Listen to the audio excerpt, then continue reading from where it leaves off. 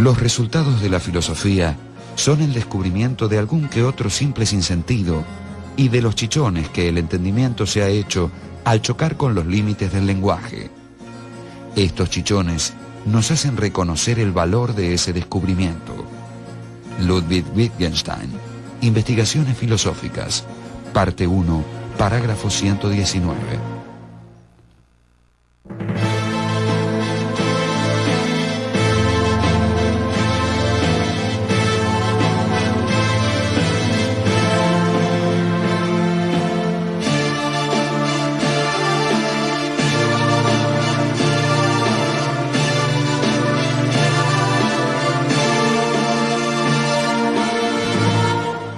Ludwig Wittgenstein. Wittgenstein se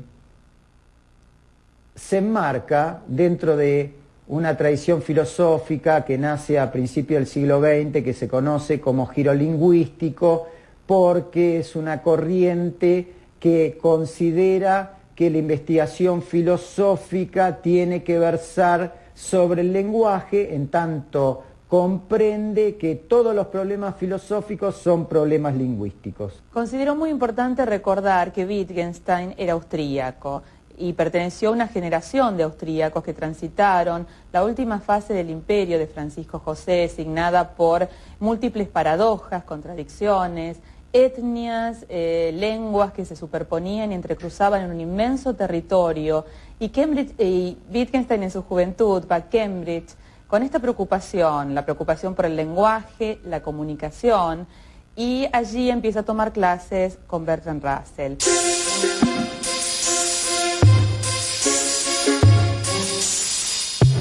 Ludwig Wittgenstein nació en Viena en 1889.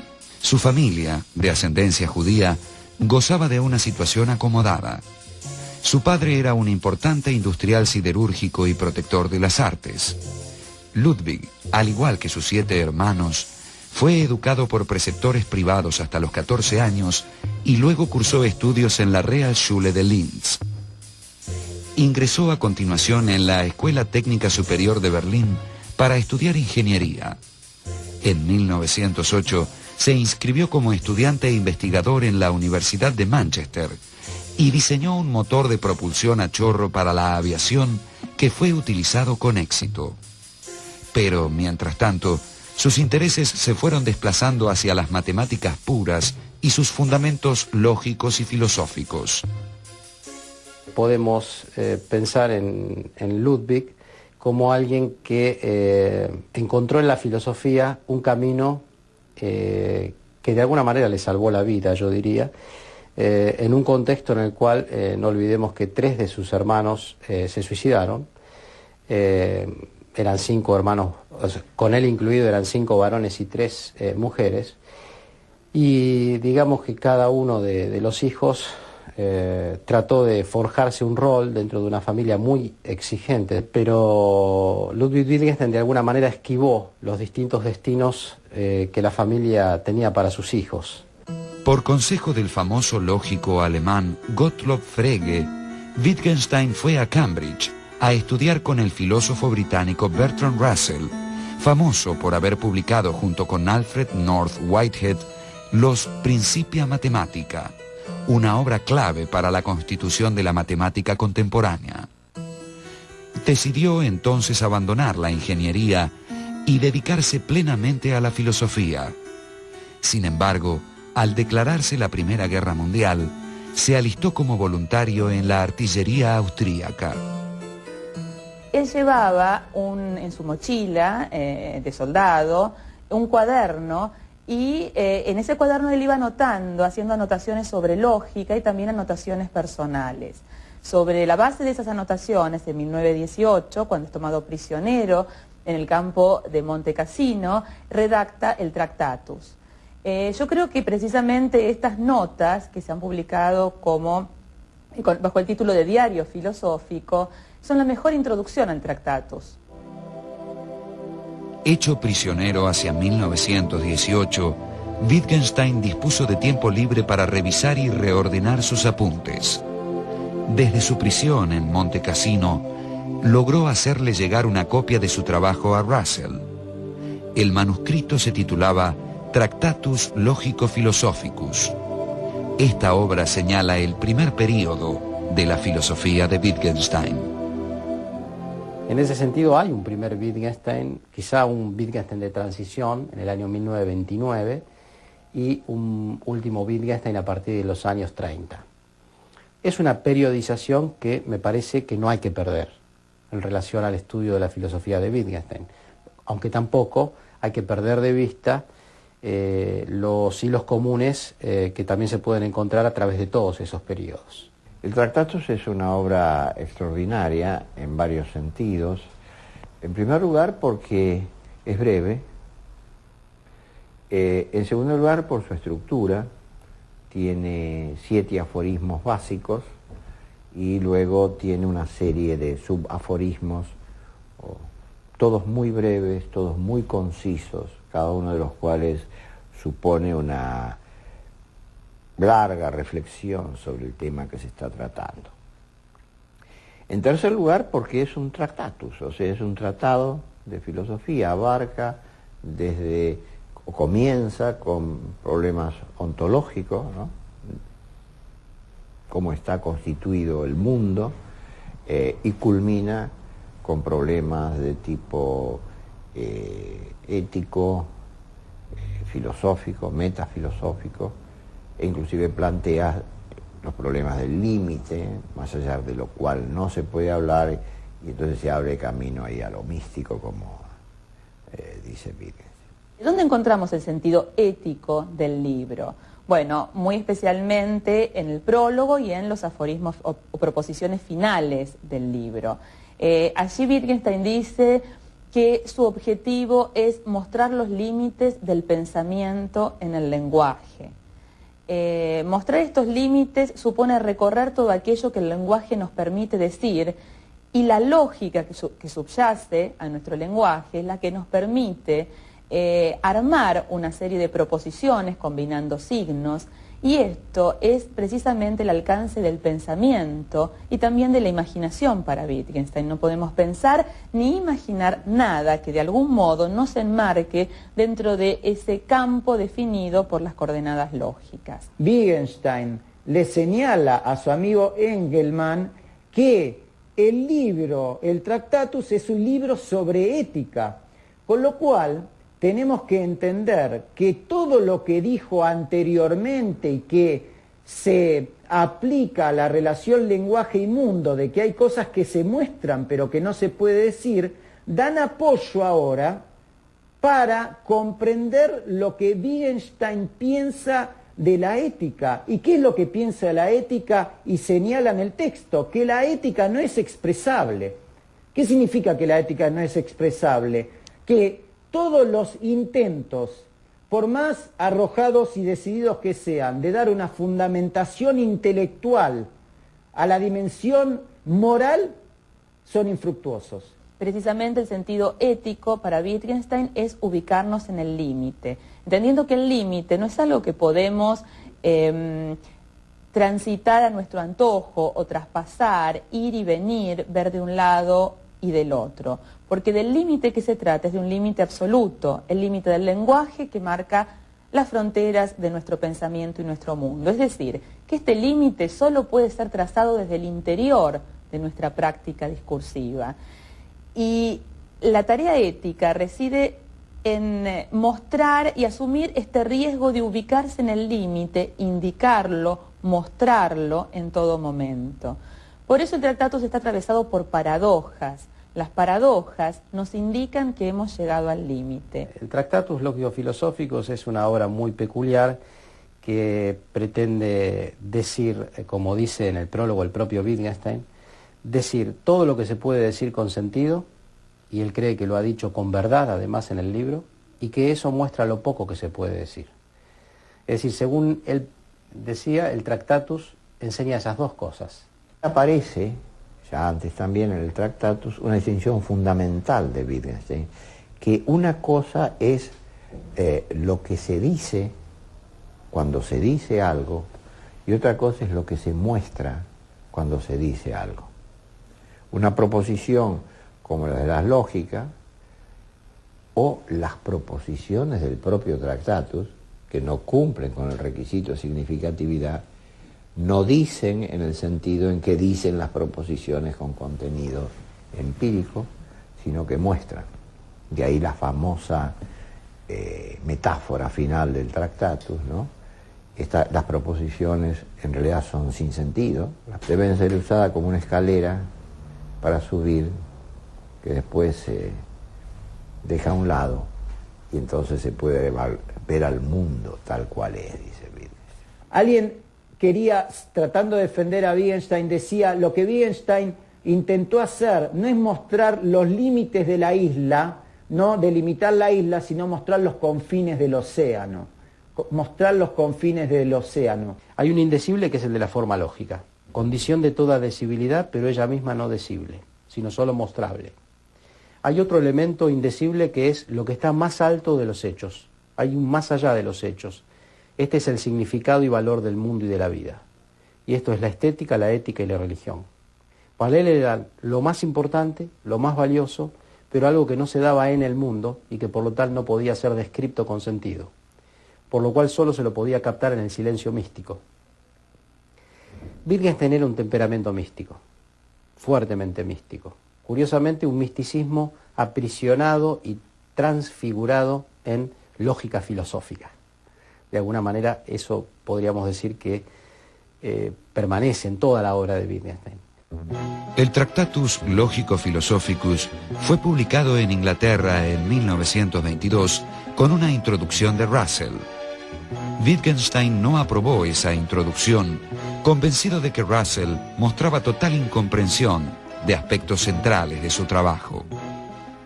Uno de los puntos centrales de discrepancia de Wittgenstein con el prólogo que le escribe Russell es que Russell describe el objetivo del Tractatus como el intento de poner, digamos, sobre el tapete las condiciones de significatividad y un lenguaje perfecto. Y eso no es lo que Wittgenstein quiere hacer en el Tractatus.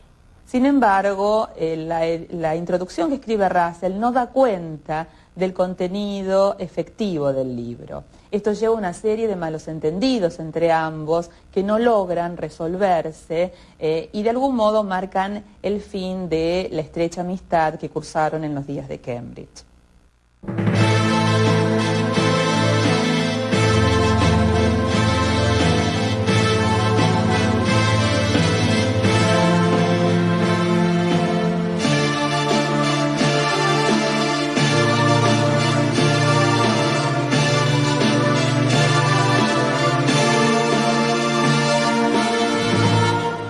Ludwig Wittgenstein.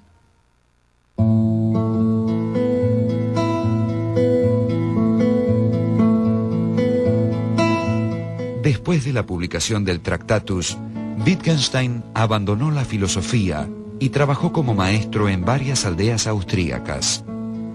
En 1926 ingresó como jardinero en un monasterio franciscano cerca de Viena. También se dedicó a diseñar y construir una casa para una de sus hermanas, tarea que lo ocupó durante 2 años. En 1927 conoció al filósofo Moritz Schlick y a través de él a los integrantes del llamado Círculo de Viena, compuesto por Rudolf Carnap y Friedrich Waismann, entre otros. Se reunió periódicamente con ellos y comenzó nuevamente a discutir problemas filosóficos. Después que se publica el Tractatus, Wittgenstein, muy insatisfecho con los resultados de esta publicación, porque se publicó en inglés y precedido por la introducción de Russell, abandona todo y se recluye durante casi una década. A su regreso, en 1929, a la vida social y universitaria europea, encuentra que él era famoso, que su libro era famoso y que un grupo de intelectuales austríacos se habían nucleado en este tiempo, dándose a conocer con el nombre de Círculo de Viena, a través de un manifiesto programático, donde lo mencionan como uno de los inspiradores de la teoría que defiende este movimiento. En 1929 regresó a Cambridge, y obtuvo el doctorado. Dio entonces una importante disertación conocida como Conferencia sobre Ética, pieza clave de su segundo período, y comenzó a dictar clases que pronto se hicieron famosas. En esta conferencia sobre ética, Wittgenstein se maneja con metáforas, y una de las metáforas más impactantes es aquella que compara al lenguaje con una jaula. Él dice que el lenguaje es una jaula contra cuyos barrotes nos chocamos una y otra vez cada vez que queremos ir más allá, que precisamente los chichones que nos hacemos en estas embestidas marcan el valor que tiene esta tarea. En 1937, al producirse la anexión de Austria por los nazis, Wittgenstein adoptó la ciudadanía británica. Durante la Segunda Guerra Mundial, colaboró como enfermero en Londres y en Newcastle. Luego reanudó sus actividades académicas hasta 1947, año en que renunció a su cátedra en Cambridge y se estableció en Irlanda, donde falleció, víctima de cáncer, en 1951. Entre la obra póstuma de Wittgenstein, que constituye el tercer período de su filosofía, se destaca el libro Investigaciones filosóficas. Allí critica la concepción del lenguaje privado que había defendido en el Tractatus. En esta obra se produce una importante profundización de la comprensión del lenguaje. Utilizando como una especie de metáfora la idea de juegos del lenguaje, lo que dice Wittgenstein es: el lenguaje no es la unidad ideal, formal, que yo pensé en el Tractatus. No es el conjunto de las proposiciones, ni el fundamento del sentido, ni nada de aquello que pensé. El lenguaje no es más que un conjunto de prácticas que se da en la historia natural de los hombres, que varía con la historia, con la cultura, con la sociedad, y lo que el filósofo debe hacer es describir sinópticamente, con la mayor amplitud y discriminación de la que sea capaz, esas mismas prácticas, que son como especies de juegos de lenguaje.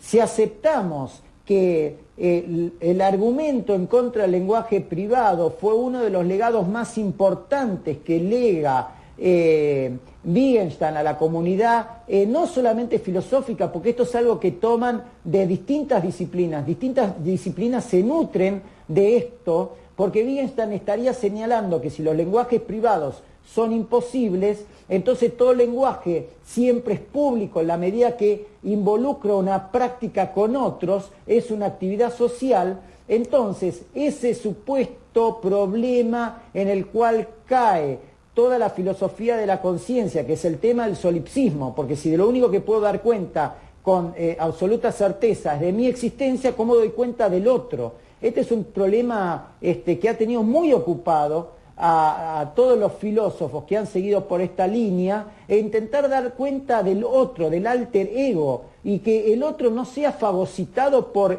el yo, no sea una mera representación. Otra de las nociones cruciales en Wittgenstein, las investigaciones filosóficas, es la idea de forma de vida. Porque ahí la pregunta podría ser, bueno, pero esto es una cosa caótica.